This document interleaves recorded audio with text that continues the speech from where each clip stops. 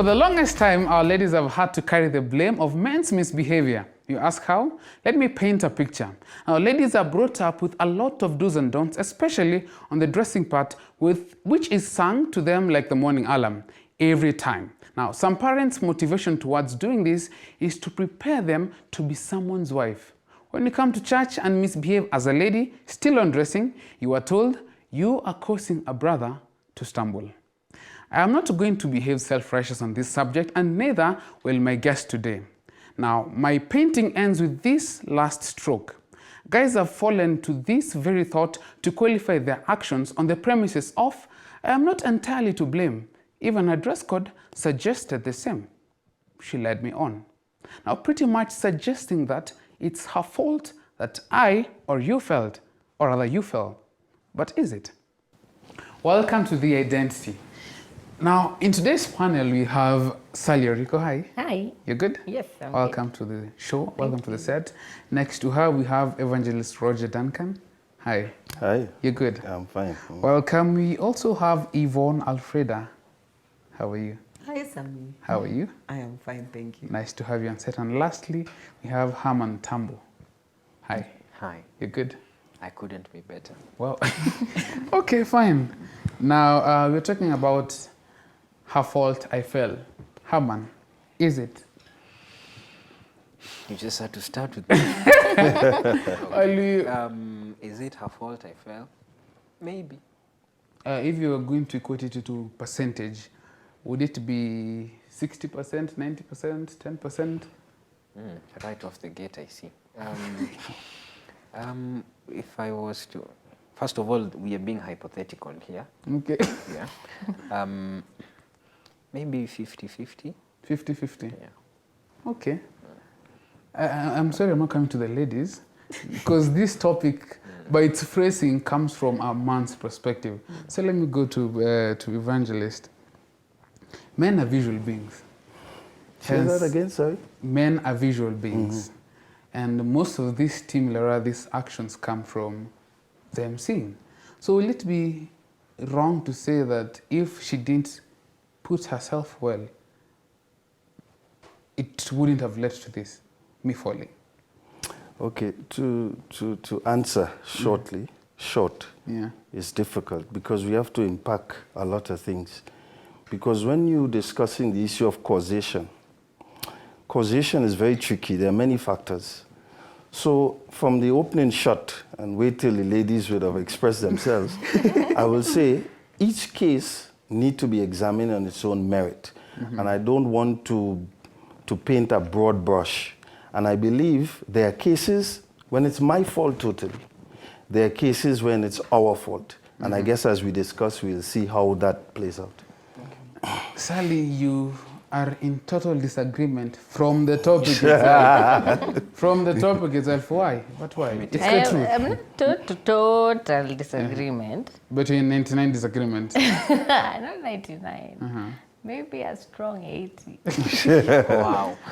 Wow. But like Evangelista said, every case is different.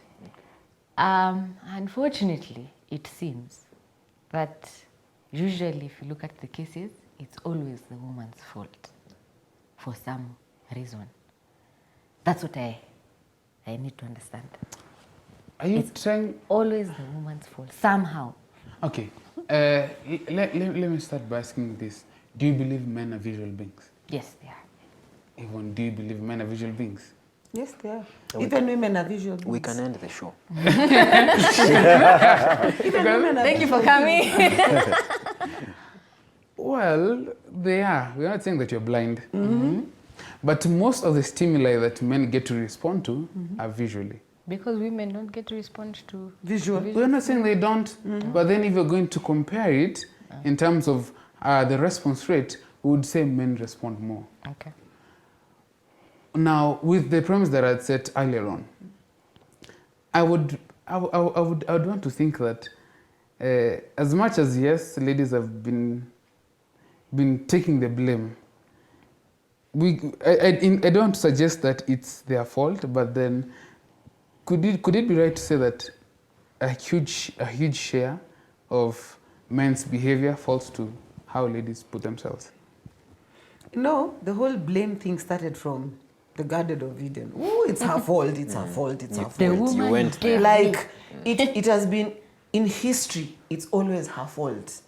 Most people do not want to take responsibility for their madness, for their mistakes, for some stupid results that they have in their lives. Sometimes, I know I'm heavy, like it's really heavy, but it's because they want to put the blame on someone else. People don't like taking responsibility. or want to justify their action. Yes, they want to justify their actions by pointing fingers at someone else.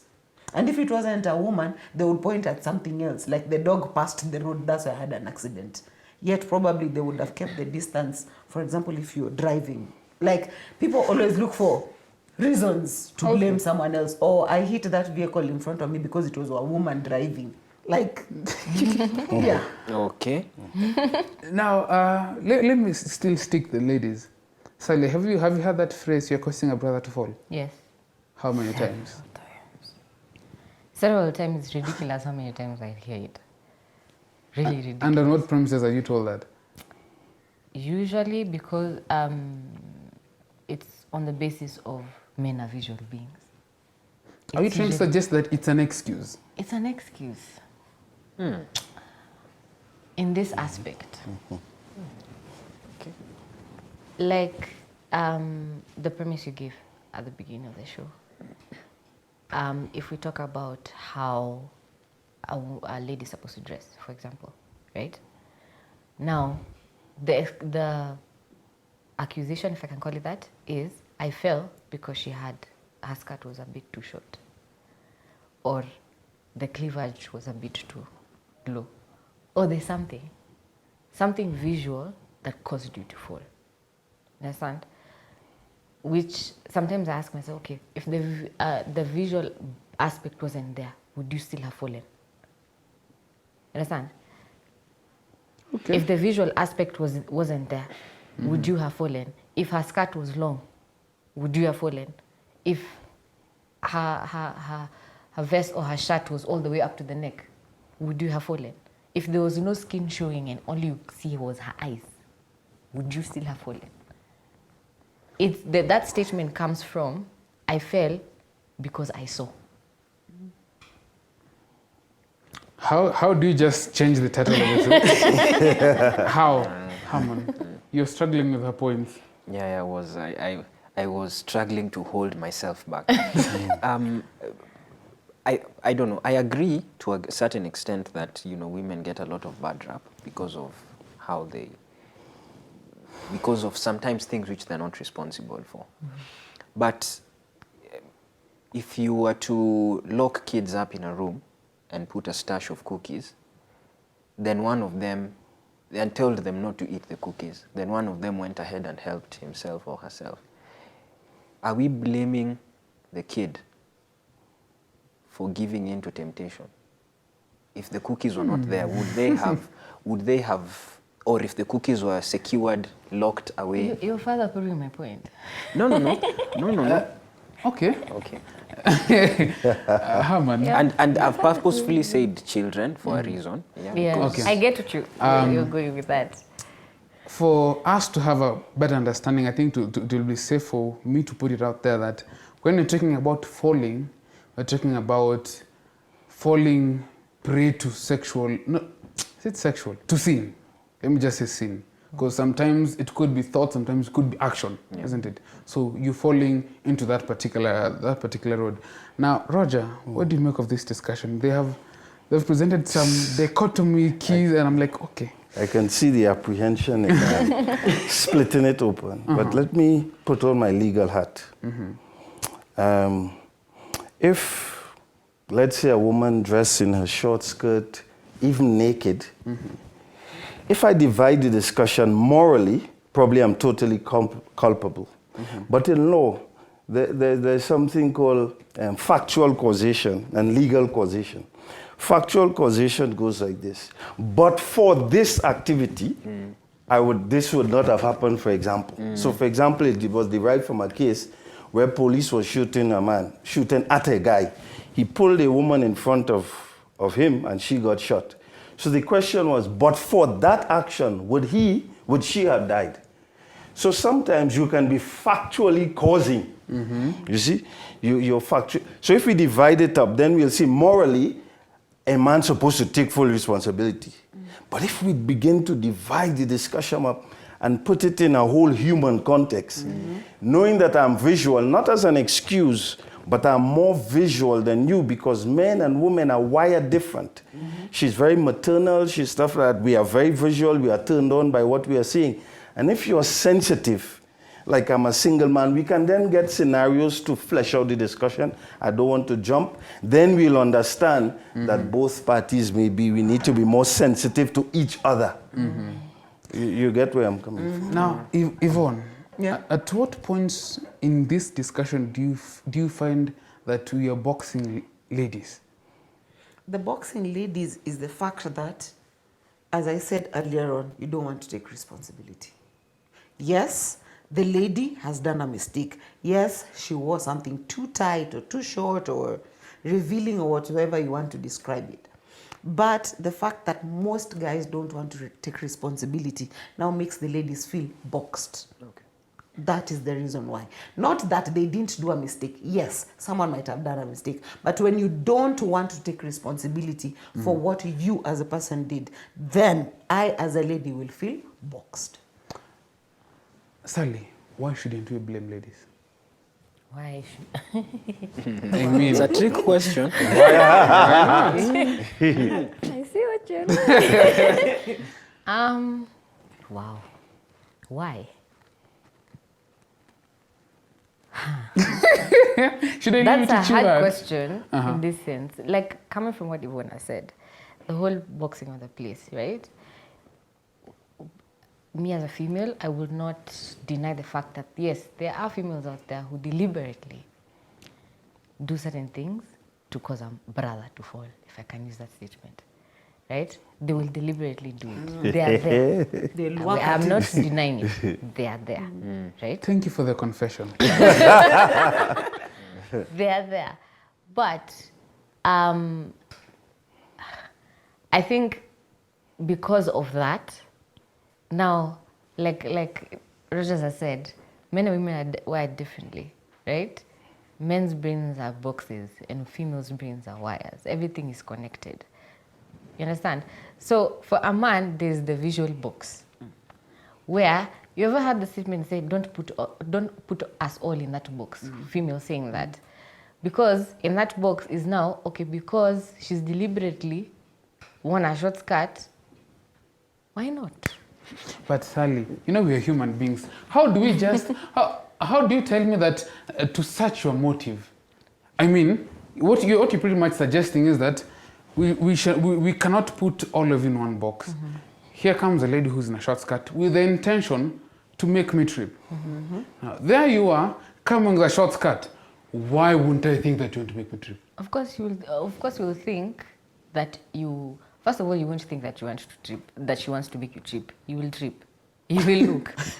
You will Okay. definitely trip. Okay.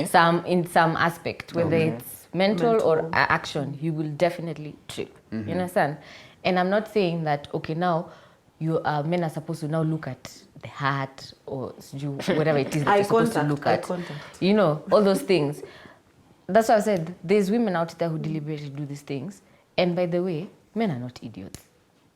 They will know. You will definitely know. This particular lady, there's something about her and about her demeanor and the way she's carrying herself that she's deliberately making me want to do something that... You're speaking about that as if you're not here. Do you want to agree with that statement? Sammy, there's an answer that Sally is afraid to give, so I'm going to give it. I'm afraid. The argument that I have heard is, as a man, you are responsible for your own actions. And you should have self-control. So that even if a woman walked naked in front of you, you do not have a right to do anything. And if you do something, it is completely your fault. That is the argument that I've heard. So yeah, I've put it out there. No. What exactly are you saying? It is not completely your fault. Okay. Not completely. Should you be responsible? Yes, to some extent. But you see that the way we described it, there's those ones that's deliberate. Okay. If I just came here deliberately naked, then definitely I have an intention. You understand? So I want you to fall because I want something from you. Okay. You understand? What I'm saying is, men have seemed to have put that kind of behavior for all women in one box. So you mean to say that if a woman dresses inappropriately and it's not deliberate, then it is no longer a problem? First of all, it was not What her is- intention. She did not know that this can be I problematic. feel like that's an oxymoron. It's like saying I'm kind of pregnant. It's either you're pregnant or you're not pregnant. You see, you can't say I put on this short skirt unintentionally. That doesn't make sense. In one way or the other. Okay, please. I just want to ask a question. What causes, if I use that word, in a society that is predominantly Muslim, let's say, where the woman, the only thing that is exposed is her eyes. Yet you can go and find the level of rape and violation to these women in many ways. So now this is not an issue of a skirt, a bathing suit, or revelation. It is something deeper. And I wonder if we were able to address that deeper thing. We are. But let me, at that Sure, particular sure, point, sure. let me come closer. You want to stand up? Let me ask this. It's okay to look at it on that side. But then in this particular discussion, we are exposed to these particular ladies. This action has led to me falling. How do I just turn a blind eye to this particular action? Right. Is it even possible? Because hearing from what they're saying is that, yes, you can. It's all in you. It's about your choice. Yes, I get it, but I am a sinner. I am just but a man. So because you're a sinner, you sin. That's a good question. That's a good question. No, think about it. Because you're a sinner, you sin. You continue sinning. I don't continue sinning, but if I find myself sinning, it's because Okay, it's so in now my you found innate yourself nature. sinning. Might as well just continue sinning because I found myself I'm not sinning. suggesting that we sin. I'm not suggesting that. Do you get where I'm coming from? You see, as this sister is saying, men are predisposed to certain behavior. And so as we argued at the beginning, then the ladies need to be sensitive. So it's about education to that predisposition so that you know how to approach us. However, sometimes our discussions are like this. If I clap, which hand have clapped? Sometimes our discussions are confined to either or. So when we are portioning blame and stuff like that, you're trying to, it spreads. And as my friend has opened, it's to what degree, what weight is the blame. And I also want to bring some Bible. There are many places in Scripture. For example, let me use Solomon. When Solomon was old, women caused, very strong word, caused him to be turned away from the Lord. And many things. So there's a causative factor that a woman can bring that has made me to fall or fall easier. However, as I said, morally, or let's say legally, as far as the Bible is concerned, you better take your responsibility. As there's a saying in this country, wear your own cross. However, when you look at it and bring in all the factors, you can say, oh, that lady really played with this guy. So that is the issue for me. Wow. Because even falling starts from the mind. So it's not just the dress. It's something she did, probably some angle she sat, some like really taking you to the, when you say she caused you to fall, it's not just what she wore. It's different actions put together. Could I ask, well, I'm saying you, but a man, whoever man out there, question. Have you find men that you can find a woman that is so appropriately dressed, and it is that appropriate dress that triggers your sexual feeling? I'm trying to get to a deeper issue for men because for me, well, I mean, I'm shouting now, I'm preaching now. For me, if I see a woman that has revealed more, I turn away. That's me now. It's anecdotal to me. But you see a woman well-dressed, she gets your eye a little more. I don't know if that has been the case for any man here.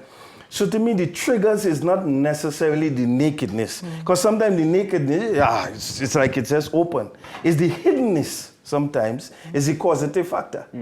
So I think the discussion is broader and deeper than this.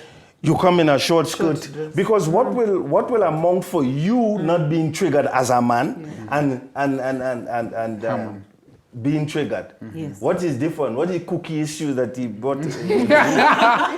Why your hand went to the cookie jar and I stayed here? Okay, that's a good one. Back Any response to that? Baby? I'm fine. Now, let me also ask you, Roger. Is this phenomena just for the youth, or it cuts across? It cuts across. And I'm glad you asked that. Because there is this idea that when you age, suddenly these things, the reason why Solomon and these people, because as you age, some of these aged people, they don't do because they can't. They can't anymore. It has nothing to do with will and the mind. It has to do, because it's because they are feeble, but they wish. And in many contexts, I can tell you, and I will speak guardedly, in many contexts, you see senior people in church setting or different setting condemning the youth. It's because they are remembering that kind of, and seriously, I need to be practical. You know, I was a Dan, I was a, you know, and you see another guy, you're just wishing, and then you condemn, but in your heart. And that is true. So the age don't necessarily make it go. What I have learned as a man, you have to overcome each point of temptation where you are. Because, for example, if you have a promiscuous sexual craving, marriage don't solve it. You can married and you're like this. You have to win single. You understand? Or then that battle will be brought when you are married. And then you are forced to win married. And then if you don't win, you'll be divorced and then you single again to win again. But God will make sure you pass through every point. So the Bible can say he was tempted in all points, but you overcame. Yes. Wow. Wow. At that particular moment, Yeah, we I'm need left to ask.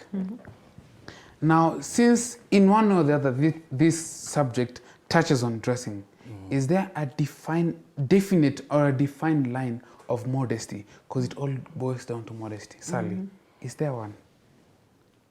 Or are you going to suggest that modesty is relative? Well, we are going for a break. We are going for a break. We'll be discussing more on this after the break.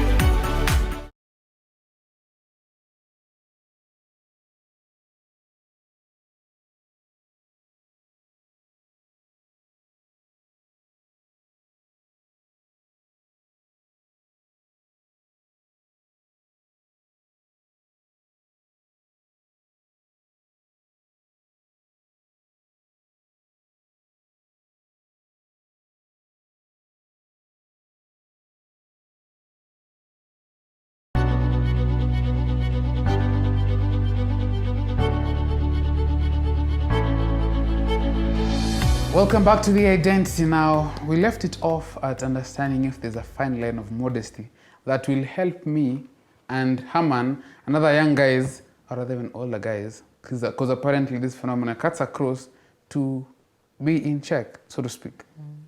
Sally? I think it's blurred. It's the line blurred. is blurred. Because someone's idea of modesty would be that phrase that Haman used, that Ellen G. White. They sweep the floor, the skirt. And someone else's idea of modesty would be not really revealing or showing skin or anything like that, but is decently dressed. You know, is comfortable in what they wear, free and not causing a brother to fall. I have a question. Okay. These brothers who are falling during our parents' ages, you know, when women were walking naked and stuff like that, like even in some parts of our country, there are women who are just wearing a skin and walking around. Aren't those brothers falling, or what is the problem? Can I answer? Please. You can't want what you already have. what I mean is, you see, if something, the way the evangelist said, if something is already freely available, you want, like, I actually resonate with him. Like, the more modest a lady is, the more curious. You know, I don't know if you're understanding what I'm saying, but yeah. But I wanted to answer the previous question about is there a template for modesty? I don't know. Truth is cuts across cultures, whatever philosophies. At the end of the day, I believe that there is a definite. What I don't think that if you go to Greece, something will be considered modest that will be considered immodest in Taiwan. I understand that, you know, certain cultures, people dress differently. We have Maasais and everything, but men are the same and women are the same, and God has wired us more or less the same way. So do I believe there is a template for modesty? Maybe not, but there are lines that you cannot cross and still claim that this is okay culturally. Even with Yvonne's question about culture, in our cultures where people used to walk naked, you know, they were also pretty. Who still walk naked right now? Right now, if you HT would go to that place, you would not easily fall. Because There are that's other how reasons. There are other reasons. No. Individual or But when you general? come to town, where people are always covered, suddenly when it becomes a little bit short, you fall. So what's the difference? Okay, first of all, the falling here does not have to be, you know, actually going all the way. It could be what Sami hinted at, just in your mind, you know, like you have a naughty thought for like a moment there. So I believe that immorality is something that is in every culture, yeah, and more so in the ones that are more liberal with these issues of sexuality and marriage and dressing. Yeah. Strange enough, this discussion is very interesting for me because in my previous life, I did ultrasound on many women. In fact, I was specialized in obstetrics ultrasound. So you may see a lady, she comes in, and where I was trained in Florida with those Hispanic, that Arangia thing. So they very sexy women, flat stomach, and stuff like that. And they will come with if you see Miami rolled up, very sexy. And you literally watch and you as a man, you say, boy. I'm telling you now professionally, these same women will come on my table and I'm inserting a probe and there is absolutely no feeling. The point I'm getting at is that there is something I want to discuss. There's something more than your clothes or lack of clothes. In the village, walking around naked, there is something more about this problem with us that I'm not even talking as if I know the answer. But I know it's deeper because I've been in situations, in theater. I go to theater, we're operating, and you're seeing naked bodies. There is no tendency of lust or anything. You see the same person a year after come back to the clinic dressed, watching, if you see what I mean. So there is something, and I can allude to one that now come to my mind. Anytime you're analyzing a thing, and it's good to fit it in different models. And one of the models, the way the creator wired a man.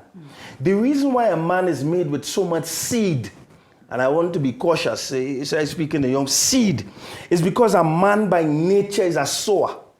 A woman every month has one egg. She's more conservative. She wants one man, hold you, stay here with me, stay here with the kids, stay in the house, don't go by your friends. His seed wiring wants him to go and sow. It is these two disparities that God say, no, I want to make them one. Because oneness in scripture is not homogeneous. It's functionally one, not necessarily. So for us to work, well, for us to work, I need your oneness, this one egg a month, and you need all of this. And it is these two things that have us sometimes confused. But at the end of the day, a man as mankind, a man on his own need to be responsible. That word means ability to respond, responsible, ability to respond. You need to be able to respond properly and in the context of your culture as well. Wow. Let me also add on to that. I listened to something and the person who was speaking was saying that what makes you a man is not you know how much strength or how much you know how much you can make your presence felt, but in being able to restrain yourself. Because the way he said, Exactly. God has given us so much energy, and it's very easy to allow it to run riot. So if you're able to contain it and hold it back, then that is what makes you a man. You think about Jesus coming to the world. He was God in every sense of the word. If he would have come in his glory, we would not have been able to contain him. But he restrained that and he held that back. And even when he was pushed to his limits, you know, when his patience was tested and, you know, he could have easily called upon his divine power to come through for him, he still held that back. Now, I think that is what is missing. You know, that is what is missing, because we have a lot of men who imagine that they have to express their masculinity for them to be considered men. force. Well, the truth is it's actually the other way around. Being able to restrain it and being able to contain yourself, just have one wife, stick with one family, just make just about enough money, that is what is a big problem in the world. You know, like when the scripture said the woman is the weaker vessel, the word in the Hebrew means she's more delicate. And therefore, we should train our sons. So I want to announce on this set, I'm a feminist myself. No.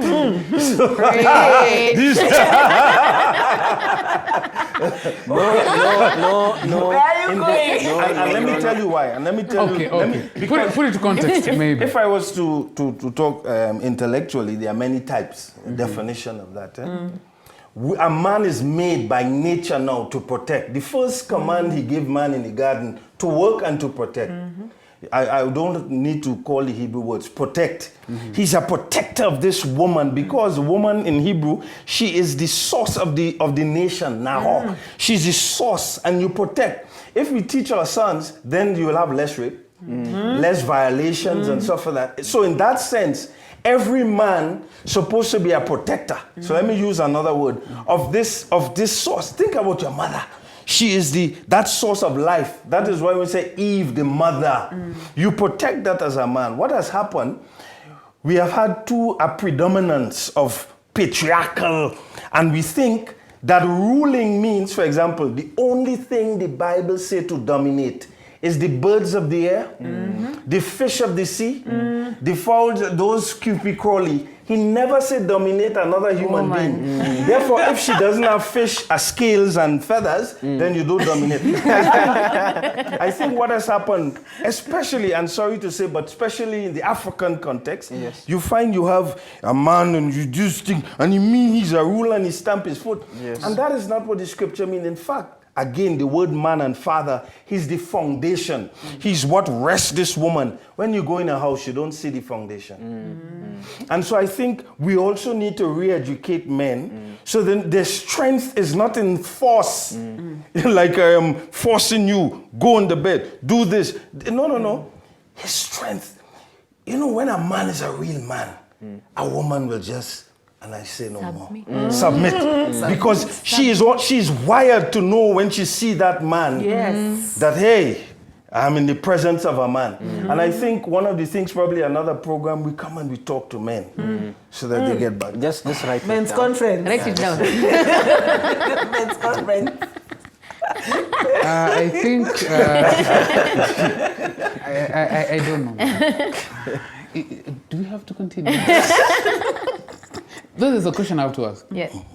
Sally, for the longest time, the guys who have used this phrase, her fault, it's her fault I fell, they have always gone downhill. And it has had a huge impact. Do you mind sharing some? Of an example of how the men impact. fell. Yeah. Not The how men impact. fell, we know how they fell. Yeah. The impact of the falling. This is a family show. The impact of the falling, it's like the evangelist was saying, it's a continuous cycle, because he falls, he blames the woman, or he blames whatever it is that caused him to fall, and then usually it's the woman, and then has a stereotype or develops a stereotype for this woman. You get? That's where phrases like all women are materialistic come from. That's why phrases like all she wants is the cookie, or all she wants is this from me, or she wants is this from me, which sometimes causes men to buff up their chest, right? And for some reason, sometimes I feel also it's like a defense mechanism for some men, but I digress. And then, because he's developed a stereotype for these women, a woman who he's never met, he doesn't know who she is, hasn't learned her character, and has the best of intentions, right? Comes to his path, and all he's seeing is, no, this woman, there's something she wants. Because this woman would be the kindest, would be the sweetest, would be the most caring, the most nurturing, everything that he could possibly would need in a woman or want in a woman. But he's blinded by the fact that I was hurt by this other one. Paying for the mistakes. Yes, this woman number 2 now pays for the mistakes of the 100 women that are behind here. Okay. And then this man now projects his negative energy, if I can call it that, to his other brothers. I say, I once dated a woman. You see, that's why all women who are like that, we don't go there. That's why women who do like this. That's why women who dress like this. That's why alpha females. That's why, all these statements come in because they've experienced that one woman who broke something in him. Yes. And now he projects it to his other brothers. Now they will find this other brother who's never experienced that hurt or that brokenness and finds himself in a situation where he just sees, or he's not even experienced, they're not dating or something. They could even be in a conversation. And a statement could trigger. Okay. Now, I'm also want to think that we guys who tend to use this word are probably justifying our actions. And the more we justify, the easy it will be for us to rape. For us to do even greater sin because I don't want to take responsibility. Exactly. Now, there's a phrase that Yvonne, you had alluded as we were coming during the break that I'd like us not to put it to the right context. Is it true your dress is your choice? It is your choice, but it depends now on, you remember we were talking about culture and all that. When you say it's your choice, does it affect someone else? The problem with us, I would say the problem with me is I wake up in the morning, I'll put on what I want because I feel good in it and there's nothing that you're going to tell me about it. And that's how the phrase, my dress, my choice came in. But again, I want to poke something. When I'm dressed all decent, cover up and all that, no one will tell me I'm looking good. When I Show just some skin. show some skin. Yvonne, today you're looking Today. really nice. So when you tell me this, I'm like, so when I dress like this, I actually look really good. And so I'll continue like that. And it becomes a cycle. And then suddenly I'll be told I'm dressing inappropriately. And it is someone else who made me feel good about myself by commenting on my short dress, my whatsoever dress that we're talking Point about. to it's these same guys. I wanted to respond to something Yvonne has brought up, which I found quite interesting, really. So there was a time when I was in school. There was a classmate of mine who came in. I won't say which school because, obviously. So there's a classmate of mine who came into class, a lady. She was dressed, I could say, she was dressed to accentuate her femininity, if you know what I mean. And like, she was turning a lot of heads. She's a person we know, we've been seeing her all this while. But on this particular day, even people who have never talked to her are like, hey, wow, you look so amazing. She realized later on, and she was like, hey, okay, maybe I may have taken it a bit too far because I'm getting a lot of attention that I did not get the previous day. So when a man tells a lady they're dressed well because they're dressed a certain way, it is sometimes maybe just a hormonal reaction. It's not it's not necessarily that they really look good. Yeah, because the way we've been saying, we are wired a certain way, so certain things will evoke certain reactions. Yeah. What is interesting about that, and you touch a very important point, there is a ponification, if there's such a word, of the culture. Yeah. You look at the Army Awards or any show, any movie, You see Jay-Z dress well in a suit or talks the most expensive. But for his wife to appeal, she's not dressed well at all. Rihanna, the same thing. That's a pornification. No, these icons, these women, these feminine personalities that dominate our culture, they are taught by a perpetrator that we need to identify that is the way that is accepted by men. That's a pornification of the culture. So to her point, you dress modest, you're not complimented. So what that is socializing a girl to do. And then your men now, so that I am being socialized as both ways, that is how she's supposed to be. If she's not like that, and you really have a serious problem. And one of the things I also wanted to mention, because I believe that when God wants to correct something, he go to the source. And Adam was the source of the woman. The word brother means strong fence. In Hebrew now, I'm going to the original. So when you are called brother, naturally, you are actually wired as well to protect. To protect. And that's a word I just want to get around. Even when people in church say, brother so-and-so, are you exposing me or protecting me? Functionally, you're supposed to be a protector. And in your preamble to the program, when you talk about the daughters were told, don't. There's a reason. And the reason is biblical. The word daughter in Hebrew means the covenant one of the house. And therefore she is designed, even in her body, I wouldn't get into it, is where the covenant take place. So she's naturally protected. She's the one that guard the house, the girl by nature. So parents are not doing something wrong. Sometimes it's how they do it. So that's also a natural thing. The men, on the other hand, we were to go and hunt and look. And that is just wired. So always God in his wisdom has put these ingredients there for us to have something to work on actually. Now, I'm left to ask a question. I see times. Where are you going, time? Anyway, in my preamble also said that parents do this because they're preparing you. To be a wife. Can I respond to that? Wait, I was going to ask a lady. I was going to ask a lady. Wait, this is why. Go ahead. Because Okay. back in the day, at least in the African context, women from conception, they're taught, this is how you're supposed to dress, this is how you're supposed to cook for your husband, this is supposed to how you clean the house, this is supposed to how you do this, and this is all because of the man of the household. The man of the household is who? Your husband. When it comes to the point where she's now ready to get married, back in the day is the man comes to the house and tells the father, I have identified a daughter of yours. Which one? That one. And the daughter is asked one question. This man has seen you. You want to go? Yes. Okay, go. Well, it depends. Now, here is where everything went left, if I can say it like that. We don't have that anymore. You understand? Where men actually ask even a simple question as, would you like to be my girlfriend? You know, as simple as that. So when it comes to the marriage context, yes, females, to this date, we are still taught that. You understand?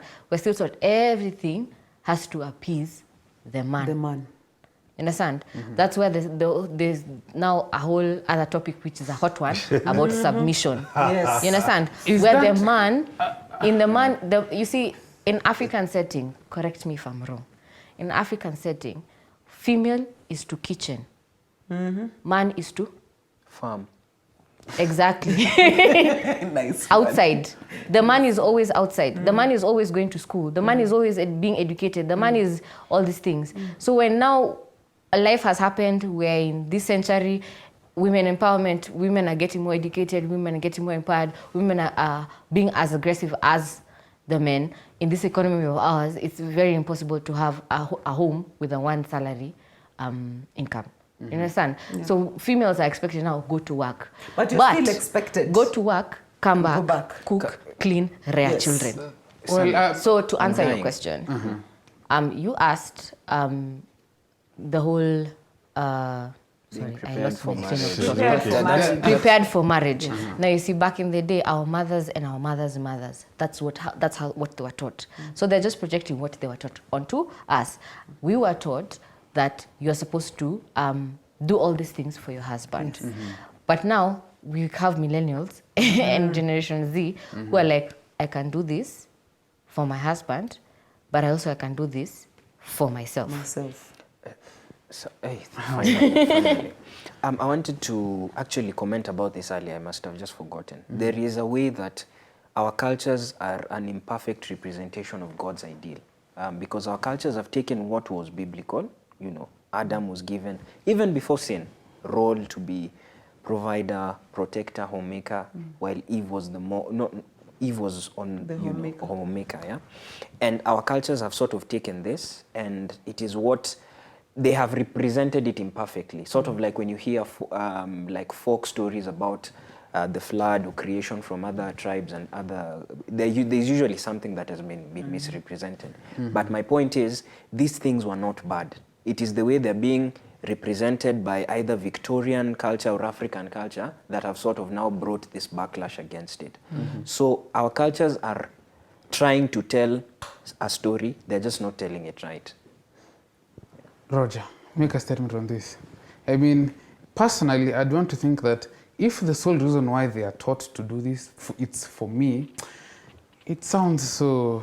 I think what we don't have is a counterbalance. If she's taught to do all that for the man, and there's a simultaneous man being taught to do all this for his woman, then we meet at the middle. You realize is when it's one-sided. If you're only telling the daughters, do this for the man, do this for the man, do this for the man, and she's there preparing, and you're not telling the guy anything, that's the problem. The problem is not how they were prepared. The problem is one-sided. That's the question we should ask you people. Are you taught Yeah. how to be husbands? Well, not... A lot of time there's no fathers. So how are we taught? Thank you. A lot of time there's no fathers. Thank you. There is no role model. We are coming to an end. Guys, we're coming to an end. We're coming to an end. Sorry if you feel that we've just started the discussion. It is not for us, it's for you to, you know, make an understanding of this. But I'll give my guest a minute or two to give their last sentiments about this whole discussion. Let me start with you. Starting with me, for the gentlemen, I think we need to be men enough to own up and take responsibility for our actions, regardless of whether the lady decided to become a temptress. For the ladies, you have to understand that this is biology. We can't fight biology. God created it that way, and expressed in the right context, it's a beautiful gift. So do not be the reason someone falls, even if they are responsible for their actions. Let me go to the ladies, everyone. He said like half of what I wanted to say. So basically, I think we should more of a concentrate on eye contact. I mentioned it in passing, but focus on eye contact than body contact, and it will help you a lot from falling. Why is she looking at me? Sally. Representing a lot of men. My advice is to just look at the humanity of things. Yes, it's man and woman, yes, but we're also human, right? And by also putting that as a factor, it'll help us understand both sides of the spectrum. Because men are wired differently, women are wired differently, but if we understand each other on a human level, in a human sense, then some men won't be so scared or I don't know what to put there about feminists rather, and some females won't be so up in arms to break the patriarchy, if I can call it like that. Okay. So let's focus on the humanity of the aspect. Okay. Yeah. Roger. I just want to look at a camera and say, regardless of your wiring, wire your brain to think that you must never violate a woman regardless of what she wears. That's my last. Yvonne is triggering Roger to preach, but we are out of time. We sat too close. They should have gone. Well, this discussion cannot end in this seat, cannot end in this session. I'm sure there are plenty of questions that you're asking yourself, and we are opening our platforms for you to bring them up. You know, it's not a conversation that you can entirely end. I mean, it has been there since time and generation. Do you really think the identity will just nail it all in one sitting? Not really. But I'm sure this discussion has been an eye-opener. Now, in our discussion, there's something that I really I learned, I'd like to share it with you, probably now in reference to dressing. God will never ever leave his people, especially to such a sensitive issue, just to wonder. If you genuinely want to glorify God, you will find in his writings a template of how you can dress modestly. Now, also in regards to this, when we continuously sing the whole song of Her Fault I Fell, we are just creating room. Let me again also look to the camera like Roger and say this. As a guy, it's your responsibility. I leave it at that.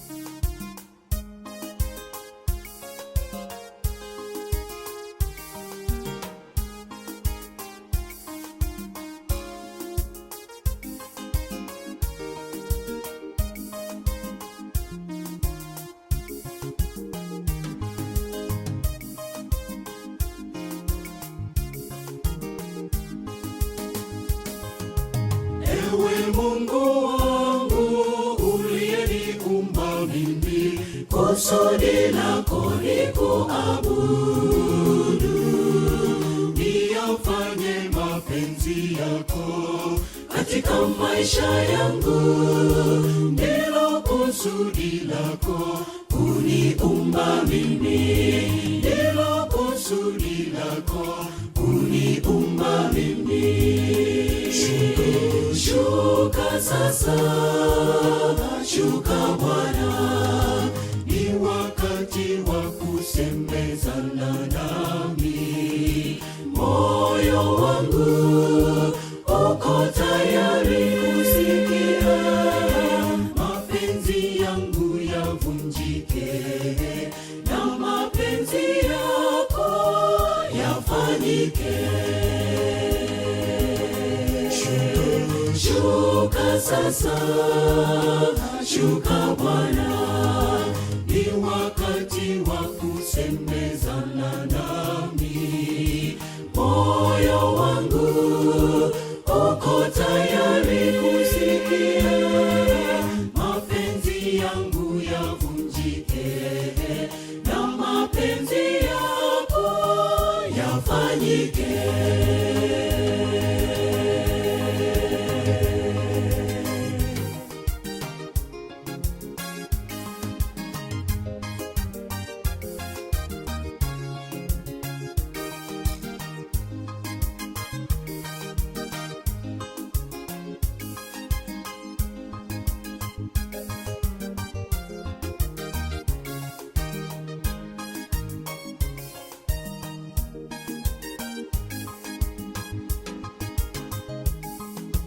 Nakuja kwako sasa kwa nyimbo, kwa sala na sadaka, ili nikutukuze, maana nimetambua kusudi lako kuniumba mimi nikutukuze.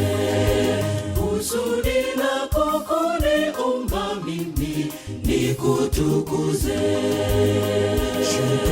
Shuka sasa, shuka Bwana, ni wakati wa kusemezana nami.